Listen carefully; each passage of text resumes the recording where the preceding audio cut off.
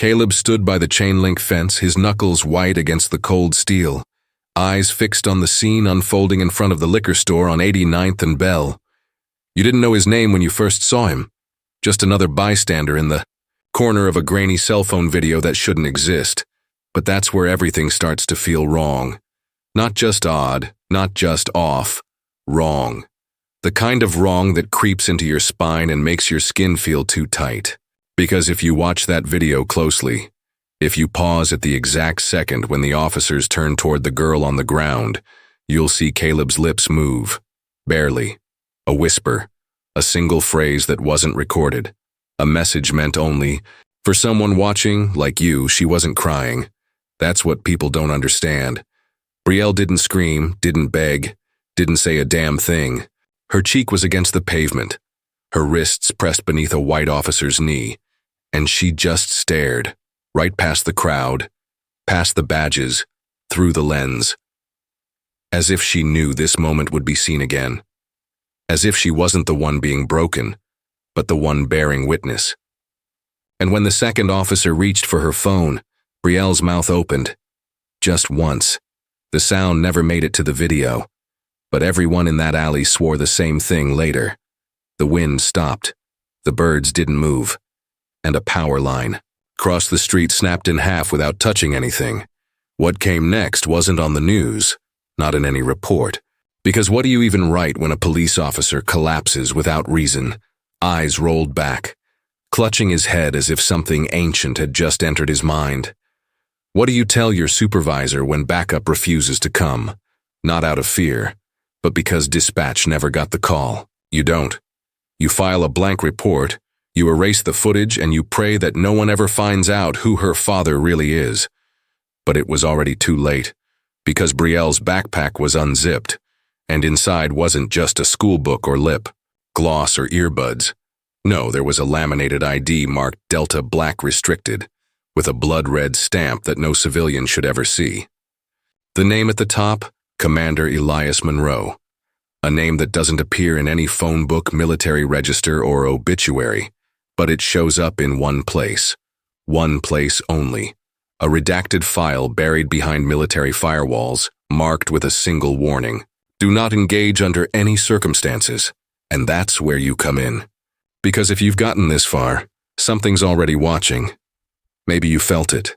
That tug behind your ribs, that pressure behind your eyes, like you remembered something you never lived. Maybe you noticed the number scrawled in the alleyway, chalk, one that keeps showing up even now in your dreams. You thought this was just another story about police abuse, another tragic reel in a country built on quiet brutality. But it's not. This isn't a story about justice. This is a story about a girl whose silence is louder than any siren. A girl whose father doesn't need to knock on doors. He erases the whole damn building. And the moment Brielle whispered those 3 words to the collapsing officer, reality blinked. Something was activated. A protocol none of us were meant to survive. Because last night, outside that same liquor store, a different officer returned. He walked in, didn't speak, didn't blink, just stood in the aisle until the cameras went black. And when the clerk returned to check the footage, all he found was one frozen frame, the officer's back turned, and a voice, low, mechanical, but unmistakably human, saying, "She remembers everything." And then, nothing. No door opening, no car pulling away, just silence. But Brielle was never seen again, not in this city, not in this state, until this morning, when a baby in Denver, just 3 months old, opened his eyes for the first time and said one word, Brielle. Now ask yourself, why the hell are you the only one seeing this? The word Brielle echoed in the room like a faded photograph dropped into water, warping the edges of everything you thought you knew. But here's where the line starts to crumble, because when you replay that moment over and over, trying to lock it into place, something always shifts. The audio glitches, a crackle in the static like an old radio picking up a signal from nowhere, or maybe somewhere you never wanted to go. You hear the name, but it's warped, twisted, almost like a warning or a plea. You start to question, if it was ever said at all, Because in the silence between the static, a different sound creeps in, a voice low and broken, but somehow familiar, murmuring something you can't quite catch. Maybe you weren't supposed to hear it. Maybe you're losing your grip. And memory. Memory doesn't play fair. You swear you saw her. You swear you felt the weight of something unsaid. The way her eyes held a story that clawed beneath your skin.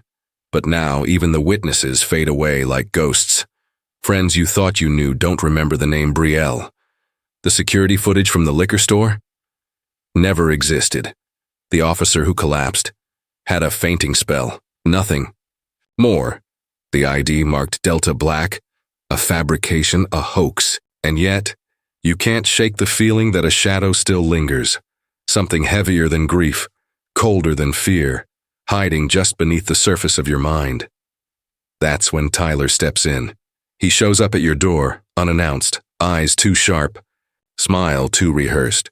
Claims he's been following the case, says he knows the truth behind what no one tells you. Something buried beneath layers of silence and official lies. But every time you press him for details, he hesitates, his stories twisting like smoke in a wind you can't see. He talks about classified files, black ops, even conspiracies that reach beyond the police, beyond the government. But then he laughs it off, calls it paranoia, a coping mechanism. You want to believe him. You need to. But something in the way his hands tremble when he lights a cigarette, the way his gaze flickers away whenever you mention Brielle, tells you he's hiding more than he's revealing.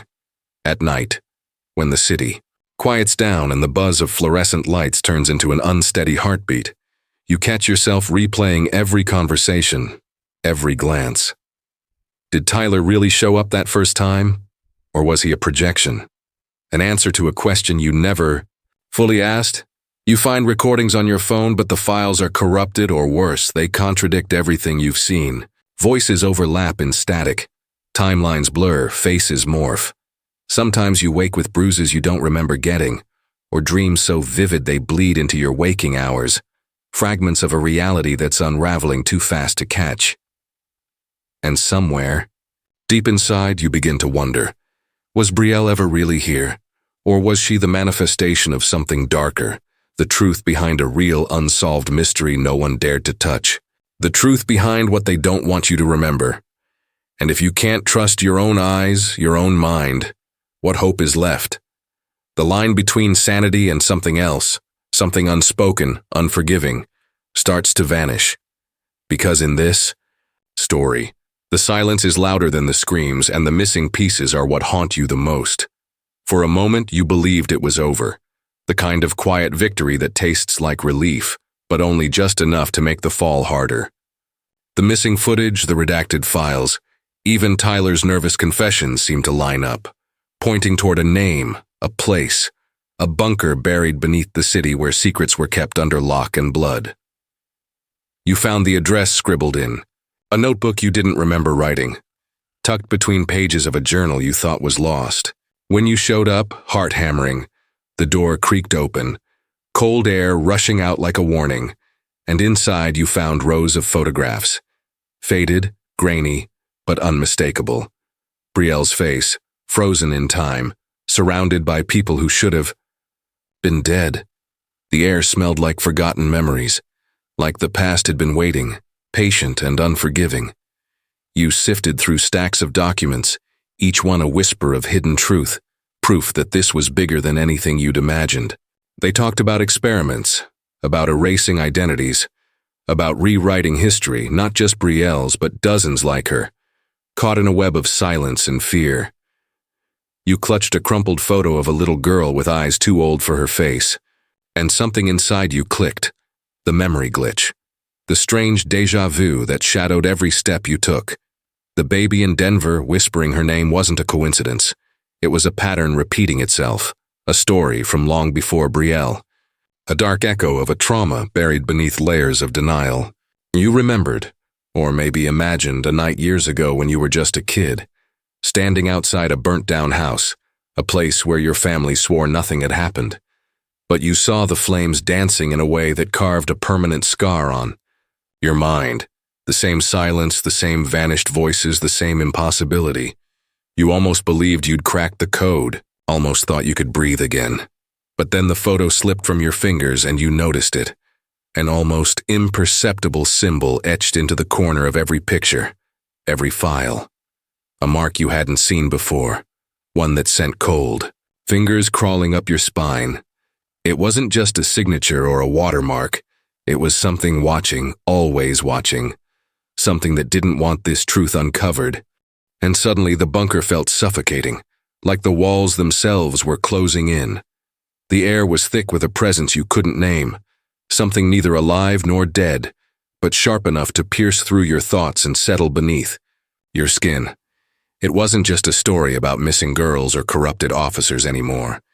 It was a force woven into the very fabric of your reality, lurking just beyond the edge of what you dared to see.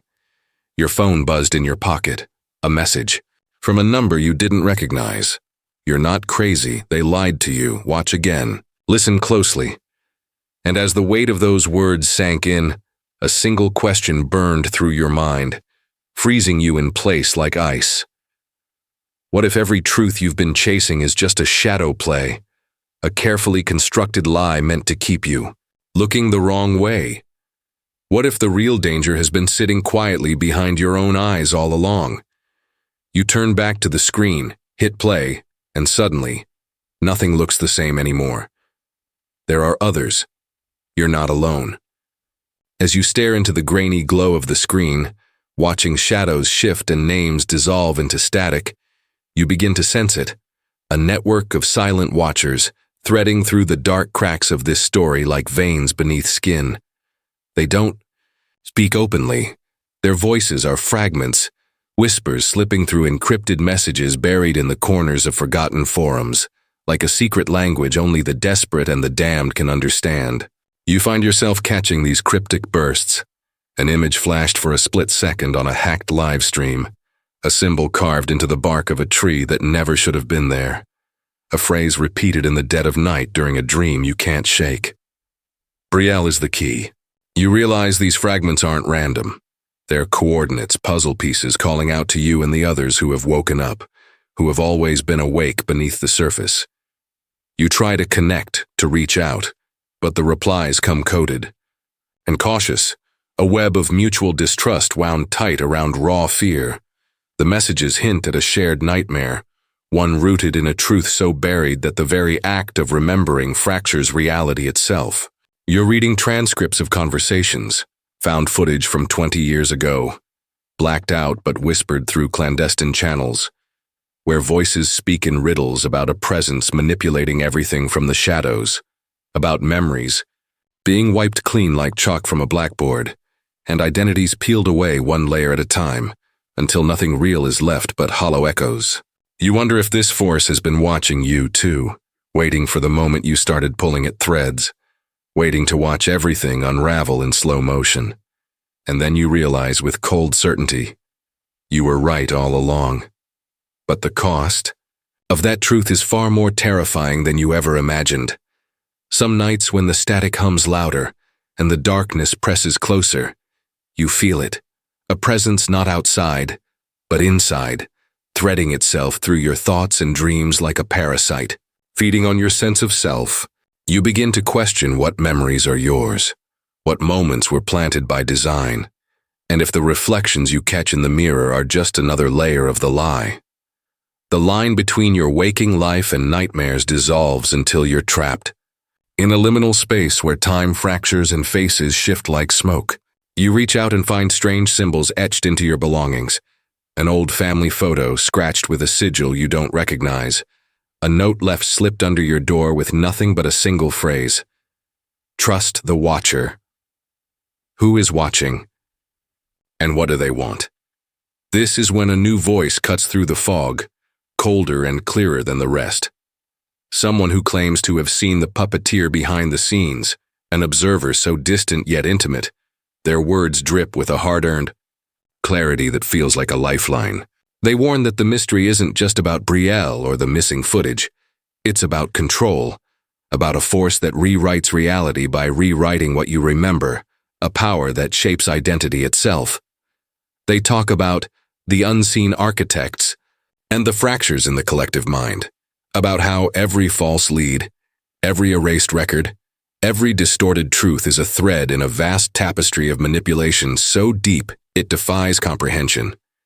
The observer's messages feel like an invitation and a warning that to see the truth is to become part of it, to step beyond the safe illusions crafted by forces who never wanted you to ask the real questions. You clutch your phone tighter, eyes scanning the screen again and again, feeling the weight of a story far bigger than you, unfolding in shadows where secrets breed like rot. You sense the dread pooling deeper, a cold certainty that the answers you seek aren't found in any single revelation but in the gaps between them. The silent spaces where the real puppeteers move unseen, where the nature of identity, memory, and control blur until everything you thought was real is unrecognizable. The voices, the symbols, the hidden footage, they're not just clues. They're warnings. Warnings that this story isn't over, that it's been watching you as much as you've been watching it. And as the screen flickers with another cryptic message, the truth is waiting beneath your skin.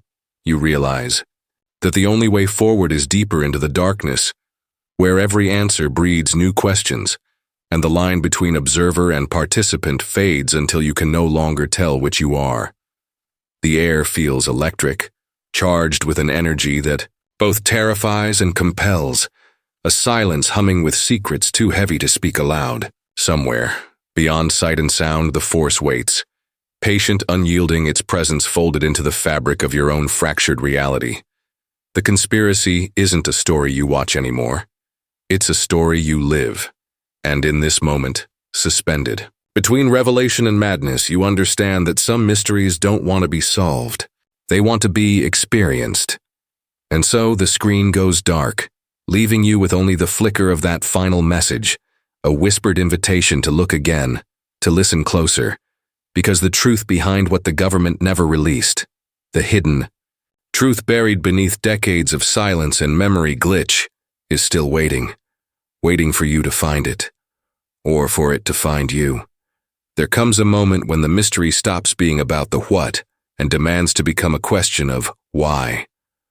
You stand at the edge of everything you thought you knew, fractured memories, cryptic warnings, and shadows that have haunted you since you first opened that door. And suddenly, the weight of it all is not about uncovering facts or exposing lies, but about confronting what it means to be human in the face of a truth so vast it threatens to consume you whole. The forces you've chased, the silence you've broken, they weren't just protecting secrets. They were shielding a wound within all of us, a fracture in the way we see ourselves and each other, a raw and aching reminder that identity is fragile, memory is malleable, and control is a currency we never agreed to trade. Brielle's disappearance, the erased footage, the symbols no one dared speak aloud. They're part of a story older than any of us, a story about fear and love and power, about what happens when the very fabric of your reality is twisted by forces beyond comprehension. And now, with the full weight of that revelation pressing down, you feel it, the terrifying possibility that the truth you seek might either save you or utterly destroy you, depending on what you're willing to believe. It is no longer a chase. It is a reckoning. You're forced to choose. Hold on to the fragile illusions that kept you safe, or surrender to the terrifying awakening that this story is not just about Brielle or the lost, but about you, about all of us, and the silent battles waged inside. Every fractured mind. In this moment of unbearable clarity, you confess the deepest truth to yourself, one you never dared say out loud, that the greatest fear isn't the unknown, but the possibility that you've been complicit in the silence, that your own memories are part of the lie, that you've been both prisoner and participant in a story you never wanted to hear but can no longer deny. The pain is sharp, raw, and human, an ache of betrayal and hope tangled so tightly that they become indistinguishable. You realize that this story is not a mystery to be solved, but a mirror held up to the darkest corners of your soul, reflecting back the questions you've been running from. Who am I if my memories aren't mine? What happens when the line between truth and fiction blurs? Can you ever truly be free, if your past is a prison designed by someone else? And as the layers peel away, as the light and shadow twist in a dance that defies understanding, you awaken. Not into answers, but into a deeper kind of knowing. The kind that shakes you to your core and leaves you trembling on the edge of a new reality, where every certainty dissolves into a haunting question. You're no longer just a witness. You are the story itself. And with that terrifying truth comes a profound, quiet hope that maybe, just maybe, within the darkness lies a chance to reclaim what was lost, to rewrite the narrative, and to find a sliver of light in a world built on secrets. The screen fades to black, and the words linger, slow, deliberate, impossible to forget. Thank you for watching. Don't forget to like, share, and subscribe for stories you were never meant to hear. Until next time, remember, some truths don't want to be found.